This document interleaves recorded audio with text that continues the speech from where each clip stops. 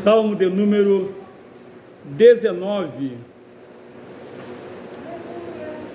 a gente vai perceber o quanto nós não conhecemos o poder de Deus, né? E é o momento, irmãos, de nós ficarmos todo momento de glorificar o nome do Senhor. E esse Salmo 119, ele é muito bom para a gente ter esse entendimento. Que diz assim: os céus declaram a glória de Deus, e o firmamento anuncia a obra das tuas mãos. Um dia faz declaração a outro dia, e uma noite mostra sabedoria a outra noite. Não há linguagem, nem fala onde não se ouça a sua voz. A sua linha se estende por toda a terra, e as suas palavras até ao fim do mundo. Neles pôs uma tenda para o sol, o qual é como um noivo que sai do seu tálamo e se alegra como um herói a correr o seu caminho. A tua saída é desde uma extremidade dos céus, e o seu curso até a outra extremidade, e nada se esconde do seu calor. Querido Deus e eterno Pai, glorificado para sempre seja o teu santo, poderoso e eterno nome. Ó Deus, uma coisa é lermos a tua palavra, outra coisa é o Senhor falar conosco. Então, Pai Santo, ser servido a falar com a tua igreja nessa noite, em nome do Senhor Jesus.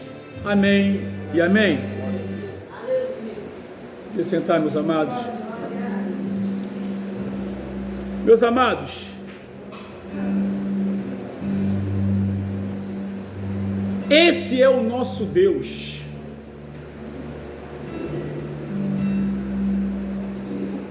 Eu olho para a palavra de Deus e fico imaginando quando Jó estava naquela situação de calamidade terrível e que ele havia perdido tudo por uma ação permissiva de Deus. E como os irmãos já conhecem bem a palavra, os filhos, toda a fazenda, de um certo ponto, até também o prestígio em relação àquelas pessoas que o admiravam, ali de Ur dos Caldeus. Mas acontece que Deus, ele já havia dito quem era Jó, como ele se procedia, homem íntegro, reto, temente a Deus e se desviava do mal. Foi a primeira coisa que Deus falou no livro de Jó, no capítulo 1, no verso 1. Mais adiante, verso 6 a 8, Deus então pergunta para o adversário: viste meu servo Jó? Não há ninguém na terra como ele. Que privilégio, meus irmãos, que privilégio. Isso é para poucos na época. E o adversário então começou a questionar a idoneidade de Jó, a honestidade de Jó, o caráter de Jó. E a primeira coisa que ele falou foi dizer que Jó só adorava a Deus porque Deus o protegia, guardava os seus bens, multiplicava os gados. A primeira coisa é isso. Começou a dizer que Jó, a razão de Jó temer a Deus e adorar a Deus, era devido a Deus estar protegendo, guardando os seus bens, a sua riqueza. E Deus disse: não, não é assim não. E Deus então permitiu para provar para ele. Irmãos, primeira coisa, é muito triste quando alguém só encontra motivo para adorar a Deus quando recebe uma bênção. Mas pastor, não é bom, não é ruim. A questão não é simplesmente dizer que Deus é bom e que Deus é tremendo e que adora a Deus porque recebeu um carro, uma casa, um bom emprego, alguma coisa assim. Então quando alguém se levanta e aquela pessoa que se levantou de repente cai, toma uma queda, se machuca, vai dizer que Deus é comigo, e quem se meter comigo já sabe que vai se dar mal. Aí Deus é bom. Deus é bom. Mas no momento, na verdade, do desespero, no momento da falta de alguma coisa, parece que esse Deus some da vida da gente. Parece que ele não se faz mais presente. Sumiu Deus. Se eu estou doente, Deus sumiu. Se eu não tenho alimento, Deus sumiu. Se meu carro quebrou, Deus sumiu. Se a minha casa inundou, Deus sumiu. Mas então Deus fala para o inimigo: então toca nas coisas dele e você vai ver que não é bem assim não. Ou seja, Jó não depende ou não dependia da sua riqueza para me adorar. Eu o conheço. Eu o conheço. Eu sei com quem eu lido. Ele não sabe, mas eu sei. E foi o que aconteceu. O adversário da nossa alma destruiu tudo de Jó, os filhos, fazenda. Aí veio os amigos, começou a questionar: alguma coisa você fez de errado para acontecer isso? Você deve ter pecado contra Deus, porque como pode? Você estava tão bem, era um bom conselheiro, agora está aí no pó. Irmãos, foram 7 dias, Jó sentado e os amigos sentados, sem dar uma palavra. Eles imaginando que eles ensaiando o que ia falar, já tinha tudo planejado. E Jó na dele. E Deus, observando o passo a passo de cada um. A Bíblia nos fala que Jó, capítulo 38, do verso 1 até, do 38 até o capítulo 41, Deus fez 70 perguntas para Jó, ele não conseguiu responder nenhuma pergunta. E a primeira pergunta que Deus fez para ele, chegou para ele, não chegou assim, botando a mão no ombro, ou na cabeça, chamando de coitadinho. Não foi isso. Levanta-te, cinge o teu lombo como homem, que eu falarei contigo, e você me responda se puder. Onde estava tu quando eu fiz tudo isso? Quando eu coloquei o firmamento? E foi perguntando, e perguntando, e perguntando. Jó não conseguiu responder nenhuma pergunta. E a Bíblia diz que mesmo assim, com tudo isso, Jó não blasfemou contra Deus. Porque seria muito fácil Deus chegar quando estava tudo bem com ele.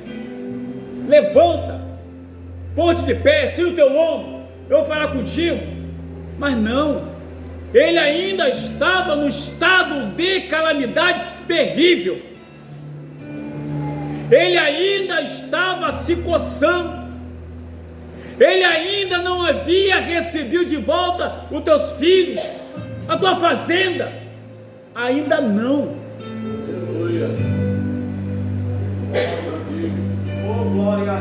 Não blasfemou contra Deus. Aí quando você lê a Bíblia, aí você vê aqui no Salmo de número 19, fala que os céus declaram a glória de Deus, e o firmamento anuncia a obra das tuas mãos.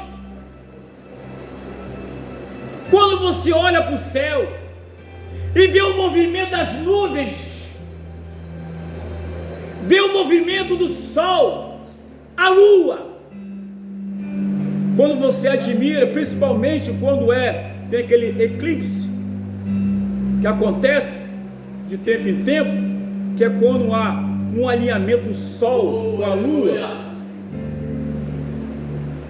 aí você vê toda essa maravilha, e a gente está aqui nessa terra pequenininho e não imaginamos a dimensão da grandeza e do poder de Deus.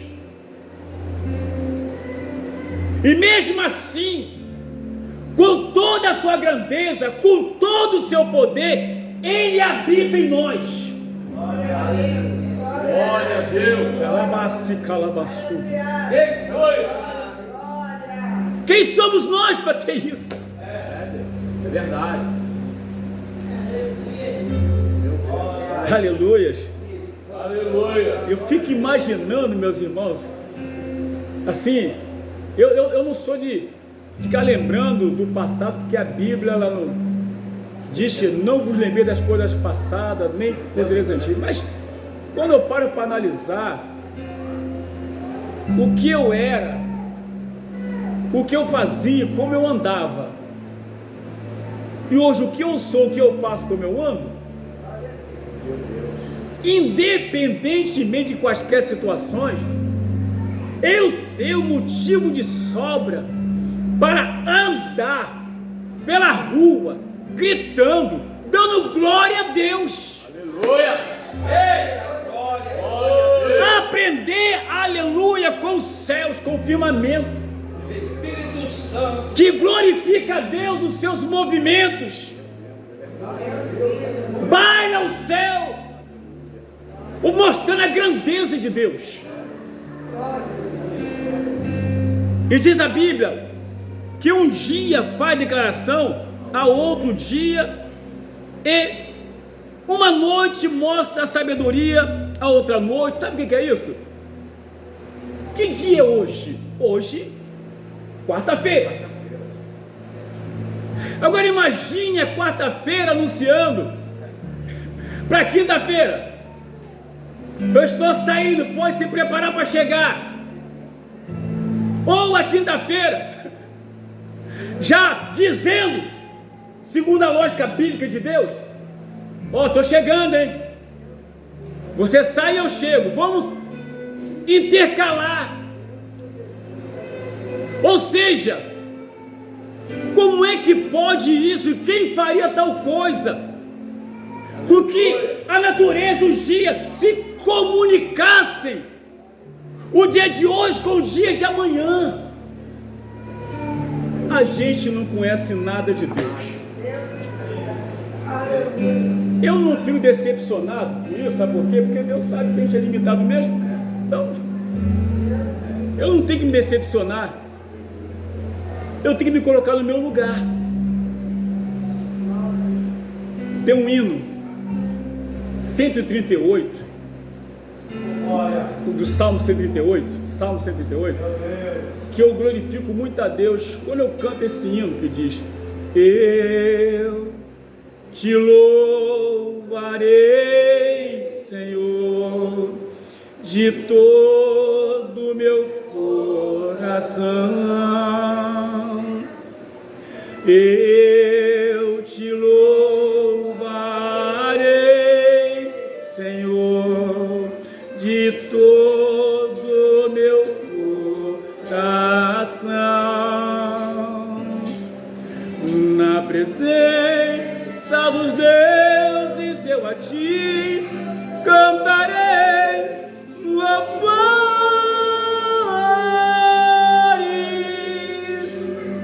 Irmãos, é para louvar a Deus de todo o coração. Aleluia. Mas só tem uma forma de nós adorarmos a Deus de todo o coração. Humanamente não dá, carnalmente não dá, não dá, só por querer não dá, porque a Bíblia nos fala, na primeira carta de Pedro 3,15, diz o seguinte: antes, santificai a Cristo como Senhor em vossos corações, estejais preparados para responder com mansidão e temor a todo aquele que vos pedir a razão da esperança que há em vós. Aleluia. Mas o que é isso? É quando a pessoa está doente, mesmo assim no leito, ela glorifica a Deus. Alguém fala: rapaz, você está quase morrendo e ainda está dando glória a Deus? Você queria que eu fizesse o quê? É quando você, em casa, você não tem o que se alimentar e você encontra motivo para adorar a Deus. Imagine você vai trabalhar e chega lá, o teu patrão fala: estava aguardando você chegar, porque eu estou diminuindo o quadro da empresa devido à crise e eu vou ter que te mandar embora.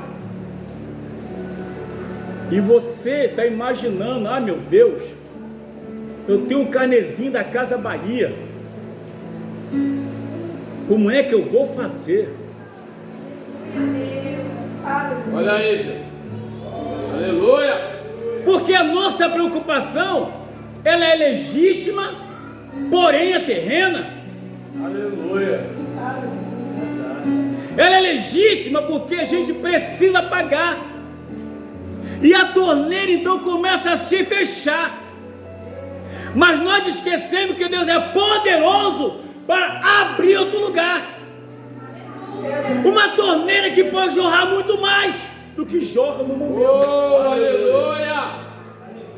Mas para isso, a gente precisa glorificar a Deus, exaltar o nome do Senhor. E eu lembro que há mais de 30 anos atrás, eu estava embarcava,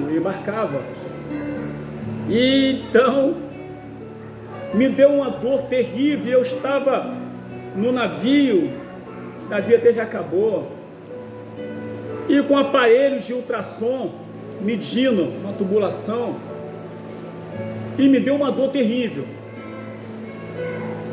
Os médicos, os enfermeiros queriam me desembarcar, mas o médico não queria me desembarcar, porque se me desembarcasse teria que fazer um documento para a Petrobras, aí ia ver se tinha sido um acidente, ia dar uma confusão.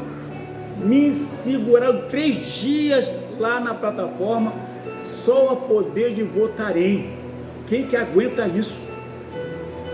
Até que no sábado lá me desembarcaram, ainda falaram comigo: você, nós vamos te desembarcar, mas quando chegar no aeroporto de Macaé, você não pode mancar, você não pode andar, você tem que andar bonitinho. E eu não podia sentar, eu não podia deitar, eu não podia ficar de pé, que doía até embaixo. Como é que eu vou fazer? Mas eu estava desembarcando, aí o helicóptero, meu Deus do céu, ficou no final da pista, mais longe ainda. Falei: isso é Deus mesmo, Deus é bom. Aí vim eu de lá para cá, conversando, cheio de dor. Quando cheguei pro lado de fora, caí. Ah, não aguento mais não. Fui para cá, me levaram para casa, no sábado, aí deu uma crise à parte da tarde de novo, mais Votarém. No domingo, para segunda, outra crise, fui para o hospital, fui internado. E aí o pastor na época foi me visitar. Chegou na clínica, ele me viu, ele foi entrando, eu estava cantando um hino. Quem ficou, quem partiu. E ele disse, parece que não tem ninguém doente aqui. Eu falei, pastor, a minha dor só alivia quando eu adoro a Deus. Glória a Deus. Quando eu adoro a Deus, minha dor alivia. Mas na minha cabeceira tinha duas Bíblias, uma aqui e outra aqui, uma menor e outra grandona, cheio de dor. Mas não vou deixar de meditar na palavra. Eu não vou deixar de glorificar o nome de Deus. Glória a Deus. Aleluia. Aleluia. Não é nem a terça parte do que Jó passou. E ele não blasfemou contra Deus. E eu não iria blasfemar contra Deus ou reclamar da minha crise, porque Deus era maior do que minha crise, maior do que meu problema. E quando você olha para a palavra de Deus aqui, você vê um dia com o outro se comunicando.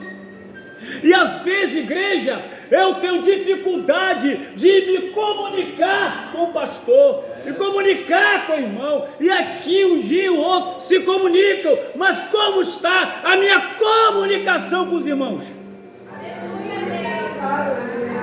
Aleluia. Você nunca vai ver um dia falar para a noite, não vou com a tua cara. Você nunca vai ver a quarta-feira que hoje fala para quinta-feira, e está chegando a quinta-feira, vou muito com a cara dela não, viu? Você nunca vai ver a quinta-feira dizer, vou ter que substituir a quarta-feira, estou gostando nada disso. Se comunicavam. E essa comunicação era para mostrar, oh glória, era para mostrar a grandeza de Deus. O interessante é que Jesus, quando veio, foi para fazer com que eu me comunique com os irmãos. Os irmãos se comunicam comigo. Quando eu não consigo, estou com problema, eu estou em crise, não estou sabendo disso. Glória a Deus. Mas a natureza deixa uma lição. É, Deus. Porque assim como Deus criou a natureza, nos criou também. Então, segundo a palavra de Deus, que diz, não há linguagem, nem fala onde se ouça a sua voz. Ou seja, sem se falar, se não ouve a voz, mas se comunicam. Existe ali uma comunicação espiritual, em que o próprio Deus criou tudo isso. Não é coisa de homem, é coisa de Deus. É o Deus que nós servimos, é o Deus da igreja.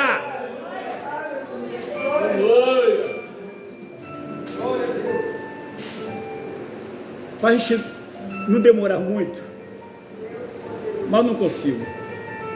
Eu não. A sua linha se estende por toda a terra, e as tuas palavras até o fim do mundo. Neles pôs uma tenda para o sol, o qual é como o noivo que sai do seu tálamo e se alegra como um herói, e a correr ao seu caminho. A sua saída é desde uma extremidade dos céus, e o seu curso até a outra extremidade, e nada se esconde no seu calor. Sabe o que é isso? Ele começa aquecendo aqui, vai aquecer até do outro lado. Existe uma linha determinada por Deus. Aleluia. No Salmo de número 147, verso 4, diz que Deus deu nome a cada estrela. Deu nome a cada estrela. Confere o endereço, viu? Salmo 147, verso 4. Ele deu nome a cada estrela. E você sabe quantas estrelas existem?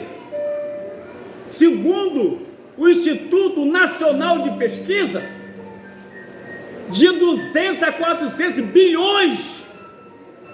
E ele chama cada uma pelo seu próprio nome. Que grandeza é essa? Como pode isso? Se alguém quer discutir que não existe Deus? Quem é o homem? Quem é o cientista? Quem é o doutor? Para dizer, aleluia, que não existe Deus. Quem faria isso? Ninguém faria isso. Olha, de 200 a 400 bilhões de estrelas. E chama cada uma pelo teu nome. Pelo teu nome. É muita grandeza de Deus. Salmo 139:16 diz o seguinte: os teus olhos viram meu corpo ainda informe, e todos os dias da minha vida foram escritos no seu livro, quando nenhum deles existiam. Antes de eu ser formado, Deus já me via. Que Deus é esse? Poderia passar a noite toda dando glória a Deus e não ia se cansar, porque a Ele toda a honra, toda a glória, louvor e toda a adoração. Qual é o final de tudo isso? É que Deus sabe a minha situação, a tua situação, do que eu preciso, do que você precisa, do que nós precisamos. Deus conhece e sabe tudo. Amém, Jesus. Conhece, sabe tudo, as nossas reais necessidades. Nunca esqueçamos disso. Deus não perde ninguém de vista. É por isso, irmãos, eu glorifico a Deus, que eu não encontro motivo para reclamar. Eu posso estar num vendaval terrível, mas eu não encontro motivo para reclamar. Não é porque eu sou mais santo que ninguém, não. É porque eu fico analisando a grandeza de Deus, como se o Senhor sabe, o Senhor conhece. Por que eu vou me desesperar? Por que eu vou ficar nervoso? Por que eu vou fazer com que minha pressão suba, a pressão desce? Que tem crente assim. A pressão vai para 20, não sei quanto. Aí depois desce para 5. Um desespero, me leva para o médico, eu vou morrer. Eu não quero morrer. Está preocupado, meu Deus. Me dá um comprimido. Me dá um Rivotril. Me dá um Atenolol. Já sei o teu nome, não vou nem dizer quem é que toma. Me dá. Ela começa, toma. E fica se empanturrando de remédio. O crente acaba de ficar o quê? Paulo fala o quê? Não vos lembrei com vinho, mas enchei-o do eixo. Tem quem se embriagando com remédio, virou hipocondríaco. Tudo para ele tem que ser remédio. Tudo. Aí fica pior do que está. E quando você olha para a palavra de Deus, você vê que maravilha. Não temos que reclamar, irmãos. Nós temos é que glorificar o nome de Deus, e a Ele toda a honra, toda a glória, todo louvor e toda adoração. Não há motivo. Aleluia. Não há motivo para reclamar, murmurar. Não há motivo. Olha para a grandeza de Deus. O choro pode até durar uma noite, mas a alegria vem no amanhecer. Está lá, Salmo 30, verso 5. Que Deus continue a ter misericórdia de nós. Em nome de Jesus Cristo. Amém?